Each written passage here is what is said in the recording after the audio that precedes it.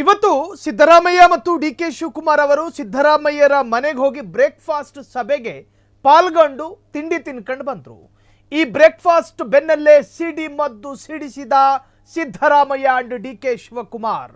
ಕರ್ನಾಟಕದ ರಾಜಕಾರಣದ ಇತಿಹಾಸದಲ್ಲೇ ಇದು ಮೊತ್ತ ಮೊದಲ ಬ್ರೇಕ್ಫಾಸ್ಟ್ ಸಭೆ ಮತ್ತು ಈ ತರಹದ್ದೊಂದು ತಿಂಡಿ ಸಭೆ ಈ ಹಿಂದೆ ಎಂದೂ ನಡೆದಿಲ್ಲ. ರಾಜ್ಯದಲ್ಲಿ ಸಿಎಂ ಬದಲಾವಣೆ ಆಗೋದೇ ಇಲ್ವಾ? ಪಕ್ಷಕ್ಕಾಗಿ ಸಿಎಂ ಡಿಸಿಎಂ ಶಕ್ತಿ ಪ್ರದರ್ಶನಗಳೇ ಆಗೋಯ್ತು. ವಿಪಕ್ಷದವರ ಬಾಯಿಗೆ ಮುದ್ರೆ ಒತ್ತೋ ಪ್ರಯತ್ನಗಳು ನಡೆದೋಯ್ತು ಅಂತ ಸರ್ಪ್ರೈಸ್ ಪ್ರೆಸ್ ಮೀಟ್. ವಿಪಕ್ಷಕ್ಕೆ ಸಾಲು ಸಾಲು ಕೌಂಟರ್, ಗೊಂದಲಕ್ಕೆ ಪರದೆ ಎಳೆದ ಜೋಡೆತ್ತುಗಳು. ಇಬ್ಬರು ಮನಸ್ಸಲ್ಲದೆಷ್ಟು ಭಿನ್ನಾಭಿಪ್ರಾಯಗಳು ಇದಾವೋ ಡಸಂಟ್ ಮ್ಯಾಟರ್.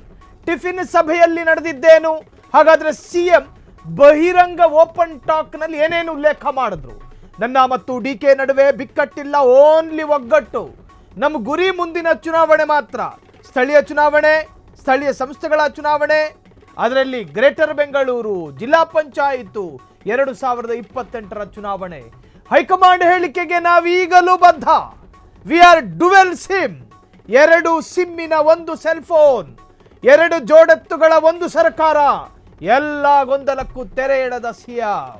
ಎಲ್ಲ ಗೊಂದಲಕ್ಕೂ ನಗುತ್ತಲೇ ಉಭಯ ನಾಯಕರ ಸಖತ್ ಕೌಂಟರ್. ಪಕ್ಕದಲ್ಲೇ ಕೂತ್ಕೊಂಡು ಡಿ.ಕೆ. ಕಿಲಕಿಲ ಅಂತ ನಗ್ತಾರೆ. ಚಳಿಗಾಲದ ಅಧಿವೇಶನದಲ್ಲಿ ವಿಪಕ್ಷವನ್ನ ಸಮರ್ಥವಾಗಿ ಎದುರಿಸಲಿದ್ದೇವೆ. ಬಿಜೆಪಿ ಜೆಡಿಎಸ್ ಪಕ್ಷವನ್ನ ಎದುರಿಸಲು ಸಿದ್ದು ಡಿ.ಕೆ. ಒಗ್ಗಟ್ಟಿನ ಮಂತ್ರ. ಈ ಚಳಿಗಾಲದ ಅಧಿವೇಶನನೇ ಈ ಒಂದು ಚರ್ಚೆಯ ದಿಕ್ಕನ್ನ ಬದಲಿಸಿದ್ದು ಅನ್ನೋದು ಒಂದಷ್ಟು ವರ್ಗದ ವಾದ. ರಾಜ್ಯದಲ್ಲಿ ಸಿಎಂ ಬದಲಾವಣೆ ಆಗೋದೇ ಇಲ್ವಾ? ಹಾಗಾದ್ರೆ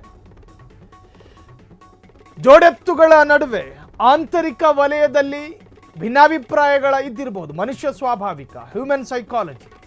ಮನುಷ್ಯನ ನಡುವೆ ಒಂದಷ್ಟು ಏನು ಹೇಳ್ತಾರೆ, ಅದನ್ನ ದ್ವೇಷ ಅನ್ನೋದಕ್ಕಿಂತಲೂ ಕೂಡ ಆಸೆಗಳು, ಪಟ್ಟಕ್ಕಾಗಿ, ಸ್ಥಾನಕ್ಕಾಗಿ ಸ್ವಾಭಾವಿಕ. ಅದು ಅಂತರ್ವಲಯದಲ್ಲಿ ರಹಸ್ಯವಾಗಿಟ್ಟುಕೊಂಡು ಬಹಿರಂಗ ವಲಯದಲ್ಲಿ ಆ ಎನರ್ಜಿಯನ್ನು ತೋರಿಸುವ ಪ್ರವೃತ್ತಿ ನಿಜಕ್ಕೂ ಇವತ್ತು ಸಮಾಜಕ್ಕೊಂದು ಸಂದೇಶವನ್ನು ಸಾರ್ತು.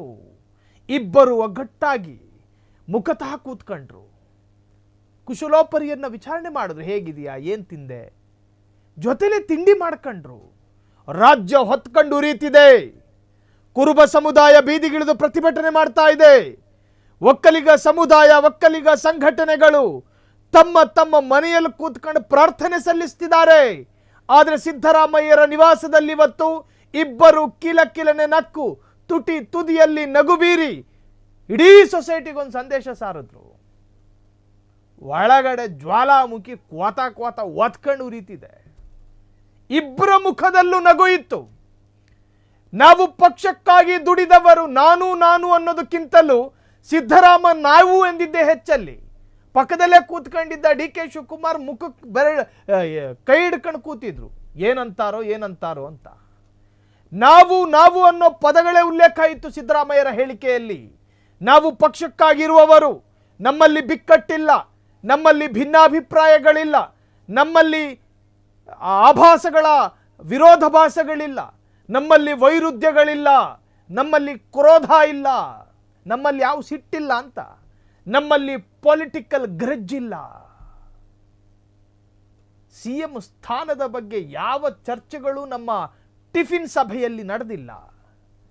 ಮುಂದೆ ಸಾಕಷ್ಟು ಚುನಾವಣೆ ಬರಲಿಕ್ಕಿದೆ. ಜಡ್ಪಿ ಚುನಾವಣೆ, GBA ಚುನಾವಣೆ, 2028ರ ಚುನಾವಣೆ, ಇನ್ನು 2 ವರ್ಷ 3 ತಿಂಗಳಿದ್ದಾವೆ. ಅದನ್ನು ಇವತ್ತೇ ಟಿಫಿನ್ ಸಭೆಯಲ್ಲಿ ಚರ್ಚೆ ಮಾಡಿದ್ರಂತೆ 2028 ಎಲೆಕ್ಷನ್ ಬಗ್ಗೆ. ಯಾರ ಕಿವಿಗೆ ಹೂವು ಇಡ್ತಾ ಇದ್ದೀರಿ ಅಂತೇಳಿ ಒಂದಷ್ಟು ಜನ ನಕ್ಕಿದ್ರು ಆ ಮಾತನ್ನ ಕೇಳಿದಾಗ. ಸಿಎಂ ಸಿದ್ದರಾಮಯ್ಯರ ಸ್ಟೇಟ್ಮೆಂಟ್ ಉದ್ದಕ್ಕೂ ಒಗ್ಗಟ್ಟಿನ ಮಂತ್ರವೇ ಇತ್ತು. ನಮ್ಮಿಬ್ಬರ ನಡುವೆ ಮೊನ್ನೆ ಜನರಿಗೆ ಕೊಟ್ಟ ಮಾತನ್ನ ಈಡೇರಿಸುವವನೇ ಶಕ್ತಿಶಾಲಿ ಅಂತ ಇದೇ ಸಿಎಂ ಸಿದ್ದರಾಮಯ್ಯ ಹೇಳಿದ್ದು. ಇದೇ ಡಿ.ಕೆ. ಶಿವಕುಮಾರ್ ಕೊಟ್ಟ ಮಾತನ್ನು ಉಳಿಸ್ಕೊಳ್ಳಿ, ಅದೇ ದೊಡ್ಡ ಶಕ್ತಿ ಅಂತ ಅವರೇ ಟ್ವೀಟ್ ಮಾಡ್ಕೊಂಡಿದ್ದು. ಇಬ್ಬರನ್ನ ಚೂ ಬಿಟ್ಟಿದ್ ನೀವು. ಕೊನೆ ಗಳಿಗೆಯಲ್ಲಿ ಮಾಧ್ಯಮಕ್ಕೆ ಅದೇನೋ ಮಾತನಾಡಿ ಕಳಿಸೋದು ಡಿ.ಕೆ. ಶಿವಕುಮಾರ್ ಅವರು. ಟ್ವೀಟ್ ಮುಖಾಂತರವಾಗಿ ರಾಜ್ಯದಲ್ಲಿ ಚರ್ಚೆಗೆ ಬೆಂಕಿ ಇಟ್ಟವರು ನೀವುಗಳು. ರಾಜ್ಯದಲ್ಲಿ ಸಿಎಂ ಬದಲಾವಣೆಯ ವಿಚಾರ ಚರ್ಚೆ ಆಗುವಂತೆ ನೋಡಿಕೊಂಡವರು ನೀವುಗಳು. ಕಟ್ಟಿಟ್ಟ ಸಿಂಹಗಳನ್ನು ಬಿಟ್ಟಿದ್ದು ನೀವು. ಆ ಸಿಂಹ ಇಡೀ ರಾಜ್ಯದಲ್ಲಿ ಅಧ್ವಾನ ಮಾಡಿದ ಮೇಲೆ ನಮಗೆ ಗೊತ್ತೇ ಇಲ್ಲ, ನಾವು ಹಗ್ಗನ ಬಿಚ್ಚೇ ಇಲ್ಲ ಅಂದಂಗಾಯ್ತಿದ್ದು. ಇವತ್ತೆರಡು ಇಡ್ಲಿ ಒಂದಷ್ಟು ಚಟ್ನಿ ಎಲ್ಲ ಸುಖಾಂತ್ಯ. ನಮ್ಮಿಂದ ಪಕ್ಷಕ್ಕೆ ಡ್ಯಾಮೇಜ್ ಆಗಬಾರದು, ರಾಜ್ಯದಲ್ಲಿ ಸಿಎಂ ಬದಲಾವಣೆ ಆಗೋದೇ ಇಲ್ವಾ, ಪಕ್ಷಕ್ಕಾಗಿ ಸಿಎಂ ಡಿಸಿಎಂ ಶಕ್ತಿ ಪ್ರದರ್ಶನ, ಸರ್ಪ್ರೈಸ್ ಪ್ರೆಸ್ ಮೀಟ್, ವಿಪಕ್ಷಕ್ಕೆ ಸಾಲು ಸಾಲು ಕೌಂಟ್ರು ಕೊಟ್ಟರು. ಗೊಂದಲಕ್ಕೆ ಪರದೆ ಎಳೆದ ಜೋಡೆತ್ತುಗಳು ಟಿಫಿನ್ ಸಭೆಯಲ್ಲಿ ನಡೆದಿದ್ದೇ ನಿಜಕ್ಕೂ ಕೂಡ ವಿಸ್ಮಯ. ನನ್ನ ಮತ್ತು ಡಿಕೆ ನಡುವೆ ಬಿಕ್ಕಟ್ಟಿಲ್ಲ, ಓನ್ಲಿ ಒಗ್ಗಟ್ಟು. ನಮ್ಮ ಗುರಿ ಏನಿದ್ರು ಮುಂದಿನ ಚುನಾವಣೆ, ಮುಂದಿನ ಎಲೆಕ್ಷನ್. ಸುಳ್ಳಾರೋಪಕ್ಕೆ ಕಿವಿ ಕೊಡಬೇಡಿ, ಹೈಕಮಾಂಡ್ ಹೇಳಿಕೆಗೆ ಈಗಲೂ ನಾವಿಬ್ಬರು ಬದ್ಧ. ನಮ್ಮಿಬ್ಬರ ನಡುವೆ ಯಾವ ಭಿನ್ನಾಭಿಪ್ರಾಯವೂ ಇಲ್ಲ, ಮುಂದೆಯೂ ಇರೋದಿಲ್ಲ, ಈ ಹಿಂದೆನೂ ಇರಲಿಲ್ಲ. ಅಲ್ಲಿ ಫಾಸ್ಟು ಪ್ರೆಸೆಂಟು ಎಲ್ಲವೂ ಇತ್ತು. ಎಲ್ಲ ಗೊಂದಲಕ್ಕೂ ತೆರೆ ಎಳೆದ ಸಿಎಂ ನಗುತ್ತಲೇ ಉಭಯ ನಾಯಕರಿಗೆ ಸಖತ್ ಕೌಂಟ್ರನ್ನು ಕೊಟ್ಟರು. ಚಳಿಗಾಲದ ಅಧಿವೇಶನದಲ್ಲಿ ವಿಪಕ್ಷವನ್ನು ಸಮರ್ಥವಾಗಿ ಎದುರಿಸಲಿದ್ದೇವೆ.